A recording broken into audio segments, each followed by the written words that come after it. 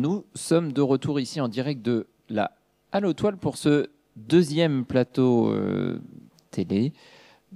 Bonjour à ceux qui nous retrouvent en direct sur Facebook. Nous sommes toujours en public. Par contre, vous pourrez le constater, nous avons changé notre plateau d'invités et je vais m'empresser de vous présenter donc deux nouveaux éco-délégués du collège Louise Michel, Jade et Jimaël. Bonjour. Bonjour. Est-ce que vous allez bien? Oui, très bien. Pas trop la pression d'avoir vu les autres passer avant vous? Un peu quand même. Un petit peu, mais ça va bien se passer. Deux étudiantes, pas de danger que je me trompe, Zoé et Zoé. Je ne ferai pas d'impair. Vous êtes toutes les deux étudiantes en VTD, c'est marqué sur votre pull. On va peut-être répéter ce qu'est VTD pour ceux qui n'auraient pas suivi le premier plateau télé. Oui, VTD correspond à Ville et Territoire Durable, donc notre formation. Et donc vous êtes étudiante à l'UT Grand Ouest Normandie sur le site d'Alençon. Et nous avons un nouveau grand témoin.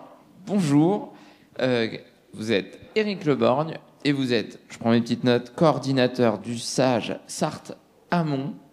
Et ça va nous nécessiter, je pense, quelques explications parce que je ne suis pas certain d'être le seul à ne pas avoir compris exactement. Oui, en fait, je travaille à l'établissement public territorial du bassin de la Sarthe et en gros, on est trois animateurs à travailler sur l'ensemble du bassin de la Sarthe. Donc en fait, des sources de la Sarthe à Moulins-Carbonel jusqu'à enfin en tout cas sur les sources de la Sarthe, Saint-Scolas-sur-Sarthe, pardon, jusqu'à Angers. Donc en fait c'est ce grand territoire, donc c'est 1000 km² qu'on se partage à 3. Et donc moi je travaille en fait sur la partie Sarthe-Amont, donc cette partie ornaise et une partie de la partie sartoise. Et le SAGE Et le SAGE en fait c'est comme un grand document d'urbanisme. L'idée c'est de vraiment prendre en compte les aspects du changement climatique. Et puis de voir pour demain qu'est-ce qui va se passer pour l'eau et qu'est-ce qu'il vaut mieux faire en fait pour pouvoir la protéger. Donc vous l'avez compris, on va parler notamment de gestion de l'eau sur cette table ronde, sur cette deuxième table ronde, mais ce ne sera pas le seul sujet abordé, même si l'eau sera au cœur des autres enjeux. Mais comme tout à l'heure, une petite vidéo d'introduction pour lancer nos échanges.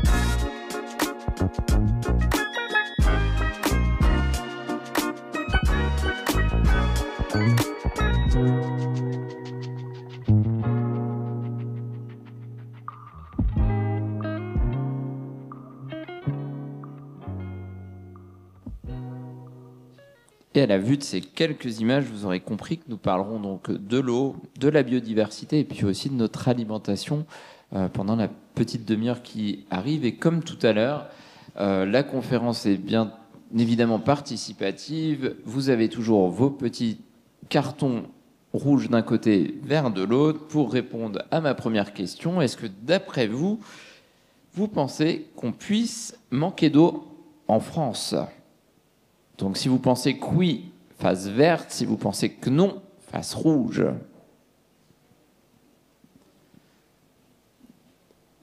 Je serais tenté de dire que c'est plutôt oui, mais il y en a quelques-uns qui pensent qu'on ne manquera pas d'eau en France. Et ma question, elle va être pour vous, Éric Leborgne. Est-ce qu'aujourd'hui, on peut manquer d'eau dès maintenant ou dans un avenir très proche en France ? La réponse est oui. En fait, déjà, vous voyez sur la France, ça c'est clair que dans le sud de la France, il y a déjà des gros problèmes. Mais même si on se rapproche, chez nous, là, aujourd'hui, À Alençon, on consomme trop d'eau, en tout cas sur des périodes vraiment bien définies. Donc, notamment sur les mois de septembre et octobre, on s'aperçoit qu'on consomme beaucoup trop d'eau par rapport à la disponibilité en eau. Donc déjà, rien que chez nous, il y a déjà des choses à faire. Alors ce qui est intéressant quand même, là on voit que les collégiens ont l'air sensibilisés, c'est que dans l'enquête que vous avez diffusée dans le cadre des cordées de la réussite, donc Jade, Jimaël ont distribué des questionnaires, Zoé aussi, auprès des 500 collégiens de la CUA, il y a 58% qui pensent que l'eau est une ressource inépuisable. Ce qui n'est pas du tout le cas. Et une partie de votre métier, je pense, Eric, c'est de préserver l'eau. Et pourquoi c'est important de la préserver? Oui, et puis en fait, ce qui est important de comprendre, c'est qu'on n'est pas tous au même niveau. C'est-à-dire que, notamment sur le territoire d'Alençon, en fait, on n'a pas beaucoup de nappes souterraines qui permettent d'avoir de la disponibilité en eau. Donc en fait, on dépend beaucoup de la Sarthe, de la rivière Sarthe. Et sans elle, en fait, ça serait vraiment très problématique. Et puis, quand on parle de France, on a aussi des territoires ultramarins où, dans certains départements d'outre-mer, il n'y a pas de l'eau tous les jours au robinet ou pas forcément tout le temps. Oui, et aussi, ce qui fait le point le plus important, c'est peut-être les usages. C'est-à-dire qu'en fait, on a la grosse problématique qu'on peut avoir chez nous, sur nos territoires, sur la France, c'est qu'en fait, on a tous besoin d'eau au moment où il y en a le moins. Et en fait, c'est surtout au mois de juillet, août, septembre, c'est là où c'est le plus problématique. Ouais. Est-ce qu'il faut qu'on change nos comportements? Encore une fois, on y revient. Ça veut dire qu'il faut qu'on évite de remplir nos piscines. Mais il fait chaud en même temps, donc c'est cool de faire de la piscine. Il va falloir changer nos comportements, en fait. Et alors l'idée, c'est que pour l'instant, on n'est pas encore dans la tête dans le mur. Mais l'idée, c'est déjà d'anticiper, de prendre en compte, en tout cas, ces aspects changement climatique, pour pouvoir demain, en tout cas, toujours avoir de l'eau et que chacun puisse en avoir. C'est ça le plus important. Alors Jade, Jimaël, les Zoé, qu'est-ce que vous faites, vous, pour essayer d'éviter de gaspiller l'eau, par exemple? Est-ce qu'il y a des choses que vous faites au quotidien pour éviter de gaspiller un peu l'eau? Moi, j'essaye de ne pas rester trop longtemps dans la douche maintenant et de ne pas laisser l'eau couler quand je me brosse les dents. C'est un bon début. Jade, est-ce que toi, Moi, un peu pareil, des choses normales. Des choses normales qui sont devenues normales? Est-ce que tu as changé ou est-ce que depuis le début, de toute façon, tu faisais ça? Oui, un peu grâce au programme, j'ai un peu changé mes habitudes. Tu as changé des choses en prenant conscience? Zoé, est-ce que vous... Moi, personnellement, c'est quand je fais la vaisselle, j'essaye de ne pas laisser couler l'eau et je frotte, et puis voilà. Et puis pour moi, même chose, hein, au niveau du brossage de dents, on essaie d'arrêter le robinet quand on se brosse les dents, ou la douche, on essaie de l'écourter. Et c'est justement quelque chose qu'on a voulu un peu transmettre durant le projet aux collégiens. Et visiblement, c'est quelque chose qui a fonctionné, puisqu'ils nous ont dit que maintenant, ils faisaient attention à l'eau, à ne pas gaspiller. Donc on est content de ça. On a réussi à transmettre un peu ça. Tout le monde a payé le programme, mais pour les autres, c'est quoi une bonne douche alors? Ça doit durer combien de temps maximum? Est-ce qu'on doit laisser couler l'eau en permanence quand on se met du savon ou pas? Du coup, ça va être très personnel ma réponse, mais je pense que c'est maximum 10 minutes. Et surtout, quand on savonne, l'eau n'est pas nécessairement nécessaire. L'eau, on n'est pas obligé de la laisser couler, du coup. Eric, est-ce qu'il y a des prérogatives, des conseils, je sais pas, nationaux sur la durée d'une bonne douche? En fait, on parle normalement, idéalement, c'est 5 minutes en fait sous une douche, voire 3 minutes, forcément c'est encore mieux. Voilà, 5 minutes c'est très bien. En tout cas, c'est beaucoup mieux qu'un bain, ça c'est certain. Et puis encore une fois, l'idée c'est qu'en fait, c'est pas non plus de se priver, c'est surtout d'être conscient que sur les mois d'août, septembre, octobre, en fait, et là c'est le plus contraint, c'est là où il faut faire le plus attention. Au quotidien, au SAGE, dans vos fonctions, vous mettez en place des actions de préservation de l'eau. Ça peut ressembler à quoi concrètement? Comment ça se passe? Qu'est-ce que vous faites par rapport aux rivières? Alors on essaye en tout cas d'assister au mieux possible, et notamment en essayant de trouver des financements pour les collectivités, donc les communes, les syndicats de rivières, pour que justement on travaille aussi, qu'il y ait des travaux qui soient réalisés pour restaurer les rivières. Et notamment, ce qui concerne le plus les rivières, c'est les zones humides qui sont ces petits secteurs en fait qu'on laisse un peu de côté souvent, mais par contre qui sont vraiment des éponges d'eau et qui c'est eux qui permettent, en tout cas, ces zones humides, qui permettent qu'on ait disponibilité dans l'eau, qu'on ait de l'eau en fait tous les jours. C'est quoi une restauration de rivière? Comment ça veut dire quoi? Comment on restaure une rivière? Dans les années, alors plutôt dans les années 80, 70-80, il y a eu des gros travaux, en tout cas sur les cours d'eau, où en fait on a voulu que l'eau s'écoule très vite pour éviter les inondations. Et donc on a surcreusé les rivières, on les a élargies pour que l'eau parte très vite. Sauf qu'en fait ça c'était pas forcément une très bonne idée parce qu'en fait alors déjà ça accélère l'eau, donc en fait on aggrave les inondations un peu plus bas. Et puis en fait on a moins d'eau, beaucoup moins d'eau l'été, quoi. Donc ça veut dire que concrètement vous rebouchez des donc rivières. En fait, l'idée c'est ça, c'est de resserrer les rivières. Les rivières qu'on a mis en grande ligne droite, on les remet on refait des méandres, on refait des virages pour qu'en fait elles fonctionnent mieux et qu'on favorise aussi la biodiversité au sein de ces cours d'eau. Ouais. Est-ce que c'est des choses que vous imaginiez?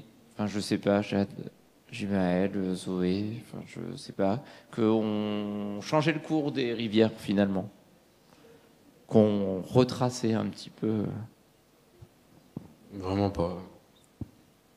Non, je crois que je suis tombée sur les réseaux sociaux sur justement une vidéo qui expliquait ça, mais je l'ai appris vraiment récemment en fait. Et est-ce que par Google Maps par exemple, à échelle de 10 ans, si je prends la Sarthe, je vais bien voir en prenant de la hauteur des nouveaux méandres ou... En fait, on voit, il suffit de prendre par rapport aux photos satellites en fait, des années 50 et puis maintenant, et en fait, on avait des rivières qui étaient avec justement beaucoup de virages, et maintenant quand on les voit, en fait, on retrouve en fait ces grandes lignes, et on voit en fait encore les traces en fait des anciennes rivières. Donc le travail des techniciens de rivière et des élus, hein, en fait, c'est d'essayer de retravailler ça avec les riverains, bien entendu. Et comment on peut sensibiliser en tant que professionnel les jeunes justement à la gestion de l'eau? Ça se traduit comment ces enjeux-là? C'est tout un tas de. Alors il y a comme vous le disiez tout à l'heure, en fait, le volet en fait déjà d'y faire attention, comprendre que c'est pas inépuisable et qu'en fait cette eau, elle est d'un point de vue quantitatif, elle est pas toujours disponible. Et puis au-delà de la quantité, il y a aussi la qualité. Et en fait, forcément, l'idée, c'est d'avoir de l'eau de bonne qualité pour pouvoir aussi la consommer et qu'elle puisse servir en fait à un maximum d'usage, et notamment aussi à la vie aquatique, qui est indispensable aussi pour tout le reste. Et la vie aquatique, justement, c'est le deuxième thème de la table ronde, puisque c'est la biodiversité. Et donc, je pense que dans vos missions, la biodiversité, forcément aquatique, elle est importante. Et le public, je me tourne vers vous. Est-ce que vous savez dans la salle ce qu'est la biodiversité? Parce qu'il y en a qui savent. Ah, il y a une main qui se lève au fond. Shahada, peut-être que tu peux avoir un micro qui peut arriver, peut-être. Il n'y a pas de micro, donc je vais me faire ton porte-voix. C'est la faune et la flore. Alors, est-ce que les autres, vous êtes d'accord? On va le faire avec les cartons, du coup. Est-ce que vous pensez que la biodiversité, ça concerne la faune et la flore? Si vous êtes d'accord avec Shahada, vous pouvez mettre petit carton vert. Si vous n'êtes pas d'accord, carton rouge. Et levez bien haut. Majorité d'accord. Jade, Jimaël, la biodiversité, alors? Est-ce que vous êtes d'accord avec Shahada? Oui, je suis d'accord. La faune, la flore, les espaces verts, l'environnement, tout ça. Jimaël, tu veux compléter? Tu es d'accord? Un peu comme ce qu'elle a dit, l'écosystème aussi. Voilà. Et alors Zoé, tu as le micro. C'est bien résumé, hein. La biodiversité, c'est tout ce qui concerne la faune, la flore, le monde animal, le monde végétal, les écosystèmes, comme dit Jimaël. Tout ça, c'est bien ce qu'on on a enseigné, ils ont bien retenu la leçon. Alors, quand on parle d'écosystème, c'est quand même différent de biodiversité. En quoi c'est différent? Parce que l'écosystème d'Alençon, de la communauté urbaine, si on parle de rivière, de la Sarthe, forcément, il est totalement différent d'une île en Égypte ou d'autres rivières peut-être ailleurs. Nous, on va intégrer l'écosystème comme quelque chose, le cycle de vie, si vous voulez. Par exemple, le ver de terre, la terre qui va transformer le ver de terre, etc. Donc ça va fonctionner sur ça. Mais après, les écosystèmes vont changer en fonction des milieux, montagne, désert, Alençon. On va avoir différents écosystèmes, une différente biodiversité, et c'est donc ça où on parle. Et 85% des élèves qui ont été interrogés via votre questionnaire pensent que c'est forcément important de protéger les espèces rares ou en voie de disparition pour protéger l'écosystème. Eric, vous, il y a l'écosystème milieu aquatique, on l'a dit. Ces changements de rivières, la montée, la baisse des eaux, est-ce que ça a un impact? Comment on anticipe tout ça pour préserver l'écosystème? Oui, parce qu'en fait, la biodiversité, c'est la faune et la flore, mais surtout, l'important, c'est la diversité justement des espèces. Et chaque espèce a des besoins en fait vraiment spécifiques. Et on peut reprendre par exemple l'exemple d'un poisson qui est le brochet, en fait, qui vit dans nos rivières. Et lui, en fait, si la rivière ne déborde pas et qu'elle s'en va pas dans les champs, il ne peut pas se reproduire, parce qu'en fait, il se reproduit sur ces zones-là. Donc vous voyez, forcément, le fonctionnement de la rivière, il va être important pour chacune des espèces. C'est pareil pour les libellules, pour la végétation. Enfin, il y a tout un tas de besoins spécifiques qui vont être en fait par rapport à ces rivières. Et en fait, les travaux qui ont pu être réalisés, qui rendent en fait ces écoulements de la rivière notamment uniformes, ça baisse en fait une partie de cette biodiversité. Et ce qui est important, c'est d'avoir vraiment une diversité dans le fonctionnement de la rivière pour qu'on ait une diversité en fait environnementale. Est-ce qu'il y a des espèces, je crois que c'est les loutres par exemple, on sait qu'il faut une certaine qualité de l'eau en fait, est-ce qu'il y a des espèces qui sont sensibles justement à la qualité de l'eau ou... Alors, la loutre, elle aime beaucoup. Alors, déjà, une chose importante, c'est que la loutre, elle est présente ici. En fait, c'est pour ça que j'en parle, c'est surprenant parfois. Et ça, c'est vrai qu'elle était vraiment proche de la disparition. Donc, en fait, elle est présente. Après, elle n'est pas forcément liée à la qualité de l'eau, mais plutôt par rapport au fait qu'il faut qu'elle ait à manger, donc il faut qu'il y ait du poisson ou des écrevisses. Ça, c'est vraiment un point important. Et puis, en fait, vous avez des espèces, comme sur le sarton, donc il y a une petite moule, en fait, une moule perlière qu'on retrouve dans très peu d'endroits, et qui, elle, vraiment, en fait, a besoin d'une eau vraiment de très bonne qualité. Et c'est ce qu'on a sur la rivière Sarton, notamment à Saint-Denis-sous-Sarton, il n'y a pas très loin. Là.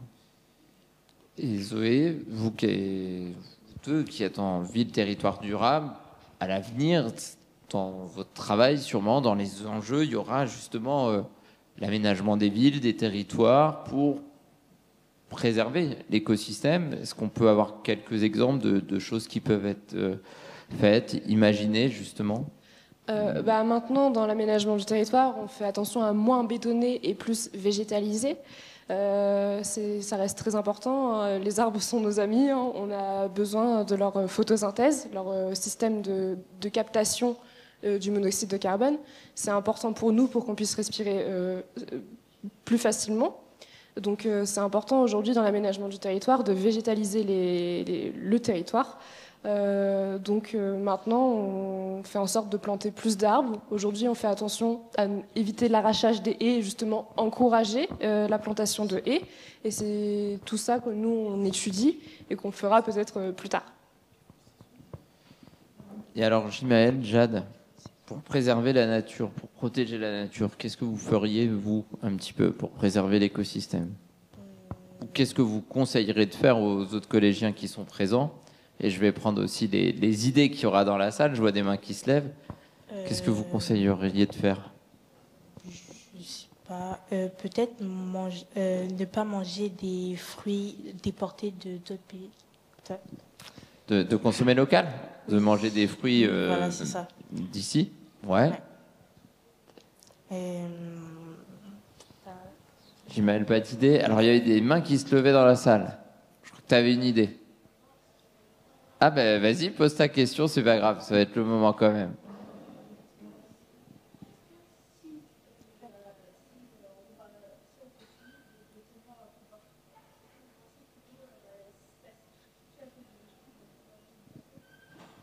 Peut-être pour Eric, je vais peut-être reformuler pour l'enregistrement. Est-ce que si on continue à bétoniser un petit peu partout, est-ce qu'on va voir l'eau disparaître avec le réchauffement climatique? Est-ce que ça va sécher en fait? C'est une super question que tu poses, parce qu'en fait, alors, déjà d'une part, on s'aperçoit, maintenant on sait que plus on a d'arbres et plus il va pleuvoir là où il y a les arbres. Donc en fait, à partir du moment où on enlève cette végétation, on risque en fait, la pluie, elle ira sans doute ailleurs. Donc déjà, ça c'est un point super important. Et puis en plus, le fait de bétonner, comme le disait tout à l'heure Zoé, c'est qu'en plus aussi, ça empêche, on empêche l'infiltration de l'eau. En fait, l'eau quand elle tombe, et c'est cool et elle s'en va. Alors qu'en fait, ce qu'on veut, c'est qu'elle reste sur place et qu'elle s'infiltre dans les sols, et puis qu'elle alimente les nappes souterraines. Donc pour ça, il faut plutôt enlever le béton pour que la terre aspire l'eau finalement. En fait. Si on bétonne, schématiquement, l'eau part plus loin et ça pose des problèmes aussi pour les inondations, peut-être aussi c'est ça, en termes de catastrophes climatiques. C'est la double peine, c'est-à-dire que d'une part, on amplifie les problèmes d'inondation, et en plus, on perd une partie de l'eau qui aurait pu s'infiltrer et puis alimenter en fait les rivières l'été, quoi. Et Zoé, est-ce qu'il y a d'autres questions peut-être dans la salle? Non, je crois pas.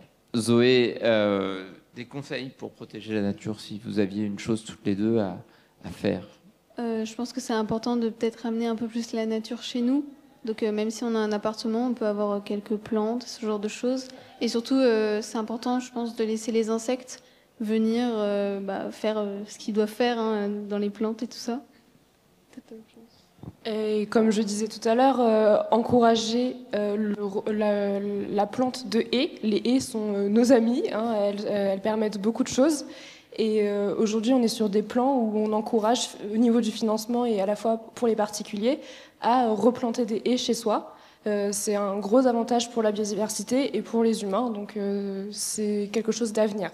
Et alors, tout à l'heure, en plaisantant ce matin, en préparant la table ronde, on disait qu'il fallait peut-être aussi laisser les araignées, les abeilles tranquilles, même si, des fois, elles nous gênaient un petit peu, que les serpents, on n'était peut-être pas obligé de leur courir après pour les tuer.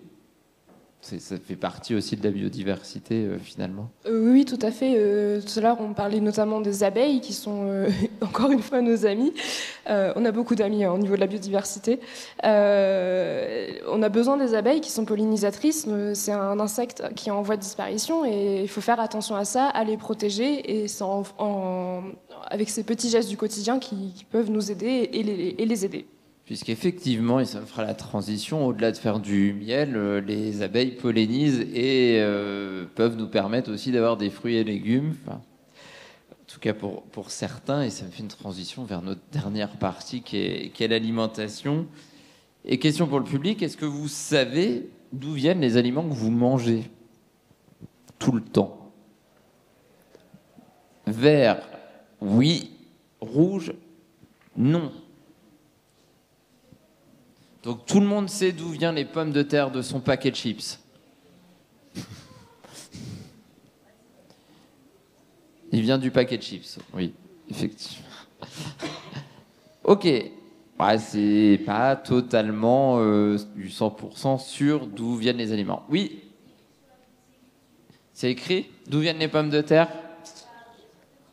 Oui, il faut faire des efforts parfois pour regarder. Alors, on va savoir à peu près le pays, souvent. La zone géographique exacte, pas toujours. Mais tu as raison, sur le paquet, en général, on aura l'indication de quel pays et de quelle zone vient les aliments. Mais est-ce qu'on peut trouver des chips locales, par exemple? Vraie question. La question piège qui n'était pas prévue, mais est-ce que c'est facile de manger localement? Est-ce que éventuellement, je pourrais trouver des aliments? Après, je peux vous aider. Des chips locales, il n'y en a pas très très loin. Alors pour les chips, je ne suis pas spécialiste, donc je ne pourrais pas exactement répondre, mais je pense que si on cherche bien, il y a des marques françaises de chips. Moi, je pense à Bretz, mais après, peut-être que le public a d'autres idées. Mais en tout cas, manger plus local, oui, en soi, c'est facile, mais c'est une habitude à prendre, et c'est aussi une adaptation au niveau de où est-ce qu'on va acheter nos fruits et légumes et ce qu'on mange, les ingrédients et tout ça. Donc c'est encore une fois un changement de comportement, de toute façon, oui, c'est ça. De manger local. C'est une démarche aussi un petit peu peut-être volontaire, parce qu'on ne les trouve pas forcément dans nos lieux habituels de consommation que sont les supermarchés. Il peut y en avoir, mais pas tout le temps. Oui. Donc ça implique quoi? Ça implique d'aller dans des boutiques spécialisées, de faire le marché? Par exemple, on peut aller au marché à Alençon, c'est le samedi. Et on peut aussi, le dimanche par exemple, on peut aussi se faire une liste de tous les plats qu'on va manger. Comme ça, on sait exactement ce qu'on doit acheter et on peut trouver exactement les marchés à Alençon. Si on fait les rappels, au moins pour Alençon, il y en a un le mardi à Persagne de mémoire, il y en a un le jeudi en centre-ville, un le samedi en centre-ville et un autre le dimanche à Courteil. Ah. Voilà, je crois que j'ai été assez concis. Il doit y en avoir ailleurs dans la communauté urbaine d'Alençon, mais alors là, de tête, je ne pourrais pas vous donner les dates. Mais en tout cas, oui, il y a forcément un marché pas très loin de chez soi quand on habite à Alençon, au moins une fois par semaine. Donc, changement de comportement, peut-être en essayant de manger un peu plus local, parce qu'on en revient aussi en termes écologiques, il y a moins de transport. Et puis, Jade le disait tout à l'heure, peut-être manger des fruits de saison ou des légumes de saison. Donc en ce moment, on mange tous des fraises. Parce que ça fait plaisir, on les voit commencer à apparaître là en ce moment. Non, pas forcément. Non, pas forcément. Non, parce qu'elles vont pas être locales, les fraises, en ce moment. Est-ce que vous essayez de manger des fruits de saison? Je sais pas, ça dépend. Ça dépend. Puis c'est pas si évident parfois de savoir quels sont les fruits de saison. Est-ce que dans la salle, il y en a qui savent quels sont les fruits et légumes de saison en ce moment? Ah non, il y en a, ils me sortent leur carton rouge. Oui. La pomme, la poire, le kiwi, les carottes, c'est le fruit de saison en ce moment? Oui, cette saison. Ah, il y en a qui ont été révisés ce midi. Et les pommes, je suis pas certain que ce soit le fruit de saison, hein. Ni les poires. Parce que les pommiers et les poiriers vont bientôt être en fleurs, donc je pense qu'on vit sur les stocks quand même de l'an dernier. Hein. Il y a énormément de variétés de pommes, et il y a des variétés de pommes qui sont certaines par saison. Et on a certaines pommes, oui, en ce moment, effectivement, le kiwi et la pomme sont bien de saison. Et le kiwi peut être local, contrairement à ce qu'on pense. Local, oui. Mais c'est des efforts, encore une fois, de communication et d'éducation, et donc de s'intéresser à ce qu'est un fruit de saison. Et c'est justement ce qu'on a abordé dans le projet cette année, le fait que c'était quand même assez compliqué de déterminer quel fruit était de quelle saison. Même nous, on a encore des doutes. On est censé être un peu experte, on a encore des doutes. Avec le dérèglement climatique, en plus, certains fruits arrivent plus tôt ou plus tard. Donc ça reste quand même assez difficile de manger de saison, mais c'est possible. Il n'y a pas... Et puis parfois on a envie de se faire plaisir et que si j'ai envie d'avoir un ananas à Carouge ou à Flers, c'est pas évident d'avoir des ananas locaux, quoi. Donc il y a ça. Par contre, d'après l'enquête que vous avez réalisée, tout le monde est prêt parce qu'on a 80% des collégiens qui disent qu'ils sont prêts à manger des fruits et des légumes de saison, à condition de savoir lesquels sont peut-être de saison. Et pourquoi c'est important de manger ces fruits et légumes de saison au final? Ça reste important puisque grâce à ça, on peut limiter les importations, donc les émissions de CO2 par avion ou par bateau des fruits ou légumes qui viennent de loin. On a la chance de vivre dans un territoire où on est riche en fruits et légumes, donc il faut essayer de les sélectionner plutôt que de sélectionner une papaye ou un fruit du dragon qui viennent de très loin. Voilà. Je vais profiter de la présence d'Éric aussi sur la gestion de l'eau. Pour tout ce qui est culture, pour tout ce qui est maraîchage, ça a une importance primordiale. Oui, justement avec la communauté urbaine d'Alençon, en fait, dans le cadre de leur plan d'adaptation pour le plan alimentaire du territoire, en fait, justement, ça a été un des éléments phares, en fait, notamment la disponibilité en eau, parce qu'en fait, c'est bien joli de vouloir mettre en place du maraîchage sur le territoire, mais s'il n'y a pas d'eau, donc c'est vraiment tout ça, en fait. Et là, le volet alimentaire, il est vraiment central dans tout ça. Et l'idée, c'est justement de pouvoir voir comment on va faire demain avec l'eau, de façon à ce qu'on puisse s'alimenter et pouvoir avoir ces aspects, ces légumes locaux, en fait. Est-ce que ça veut dire que si demain on a moins de ressources en eau, il va falloir qu'on fasse évoluer ce qu'on produit finalement? Est-ce qu'on va aller vers de nouvelles cultures? Oui, il y a des nouvelles pratiques, des nouvelles espèces, et puis des changements de comportement aussi qui doivent être forcément. On y revient encore à ces changements de comportement. Et puis manger aussi des fruits de saison. Dans l'alimentation, il y a le gaspillage alimentaire. C'est aussi de se responsabiliser sur manger peut-être local, manger des fruits de saison et pas surconsommer au risque de derrière de générer du déchet, on y revient, et éviter le gaspillage alimentaire. Mais ce gaspillage alimentaire, ça, on est tous concernés. Je sais pas, parmi vous, il y en a peut-être qui ont déjà jeté un fruit parce qu'il n'était pas trop beau, parce que ma banane était trop mûre et que je la trouvais trop noire et que c'est moins bon quand elle est comme ça. Est-ce que ça vous est déjà arrivé ? Oui. Je pense oui, ça nous est déjà arrivé. En tout cas, d'avoir peut-être un peu du dégoût quand on voit un fruit ou un légume qui a un petit toc. En tout cas. Et dans la salle, est-ce que c'est arrivé à certains d'entre vous ? Parce qu'il y en a qui ont vu leur... Enfin, la banane, c'est flagrant souvent. Hein. Dès qu'elle est un peu noircie, on aime moins la banane, on n'a pas envie de la manger. Non, ça arrive à... Il n'y a que moi qui suis comme ça. Ah, merci, j'ai un peu de soutien dans la salle. C'est pas bon, les bananes jaunes ? Ah, trop mûres, c'est pas bon.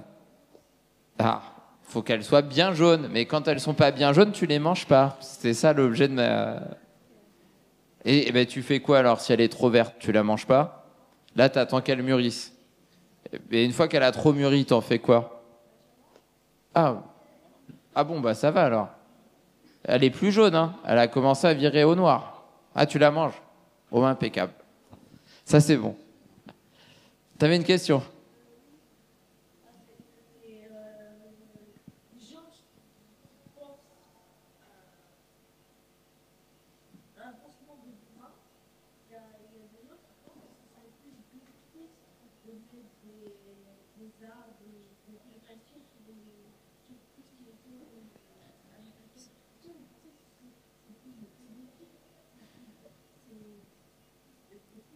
Alors, est-ce qu'on doit mettre des toits végétalisés ? Je pense que c'est ça le terme technique, avec des arbres sur les toits des immeubles et autres.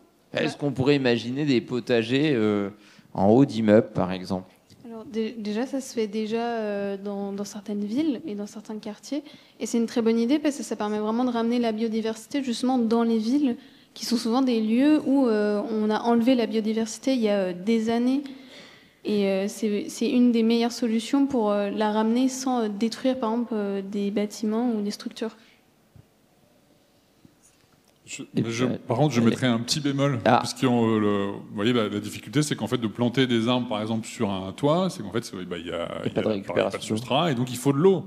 Et encore une fois, on revient encore à cette fichue eau qu'il faut trouver et qu'il faut avoir, en fait. Et donc, vous voyez, des fois, en fait, d'aller là, on n'est pas dans un milieu naturel, donc il va falloir trouver de l'eau.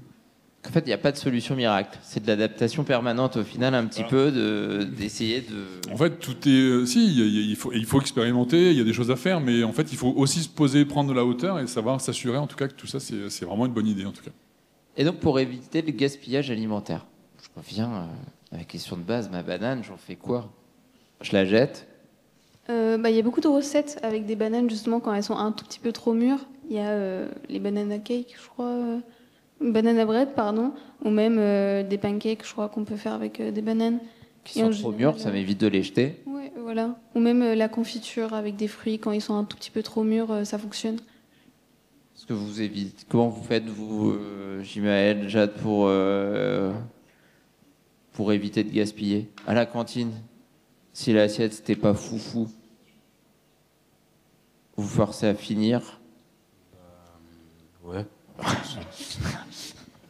Ou on donne aux copains qui aiment bien l'assiette en disant parce qu'il est gourmand. Jade, t'avais dit que t'étais gourmande ce matin. Simple. Non, tu finis l'assiette toi tout le temps. Oui. Ouais, ça évite le gaspillage. Et il y a des choses qu'on pourrait mettre en place justement au collège. Tout à l'heure, tu en as parlé avec ton histoire de frigo. Non, c'est pas toi qui en as parlé. C'était à la table ronde d'avant, on a parlé de l'histoire du frigo. Du compost. Du compost. Ouais, composter. Après, tout à l'heure, il y avait cette idée du frigo où je remettais le produit que j'avais pas consommé forcément et que je remettais à disposition d'un autre plutôt que le jeter. Est-ce qu'il y aurait d'autres idées comme ça? Peut-être calculer la bonne portion de tous les élèves, je sais pas. Ouais, de mieux calculer les portions ou en tout cas de ajuster. Quand je sais que j'aime pas quelque chose, ne pas le prendre ou prendre une portion moindre parce que je sais que je vais pas terminer. Zoé, des petites idées comme ça? Je pense que déjà, par exemple, nous étudiants, ça pourrait être intéressant au restaurant universitaire d'aborder un compost collectif, par exemple. Peut-être même que c'est déjà en cours ou. Je crois que c'est en cours. Hein. Je crois qu'il y a même des composteurs côté du RU. Je pense que ce serait bien pour nous étudiants d'aborder ce sujet-là pour nos camarades d'autres formations.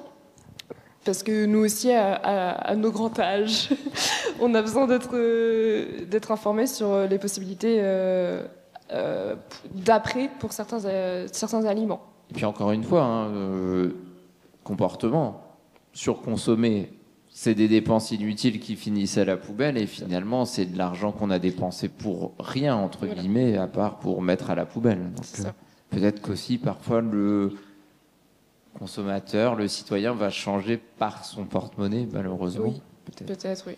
Est-ce qu'il y a d'autres idées dans la salle de ce que vous pourriez faire pour éviter? Oui. Ah, une question, vas-y.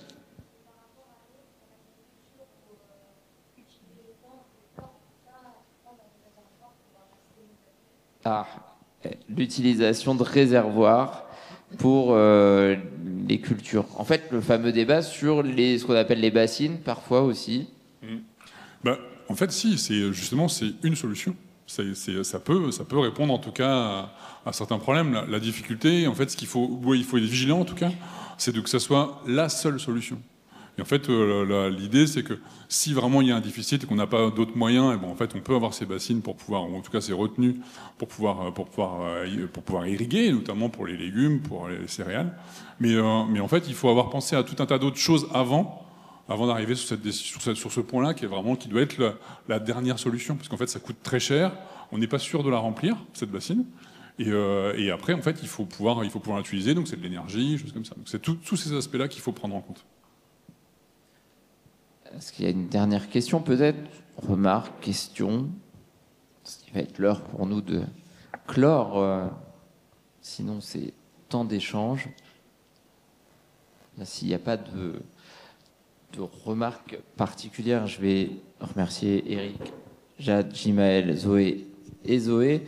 Je vais profiter aussi de ce temps de conclusion pour remercier les collégiens et co-délégués du collège Racine qui étaient là aujourd'hui, les collégiens du collège Louise Michel. Je vais aussi remercier au nom des étudiants et des collégiens de Louise Michel, de toute l'équipe cordée de la réussite globalement, les différents collèges qui ont fait passer vos questionnaires tout au long de cette année 2024-2025. Remercier l'IUT Grand Ouest, remercier aussi la régie pour l'organisation technique. Voilà, c'était une chouette après-midi. Elle se termine. N'hésitez pas à vous rendre dans les différents ateliers. Je crois qu'il reste encore quelques ateliers autour du développement durable d'ici la fin d'après-midi. Pour les plateaux TV, c'est fini pour cette année, pour cette version des Cordées de la réussite. Je vous souhaite à tous une bonne fin d'après-midi et à très vite.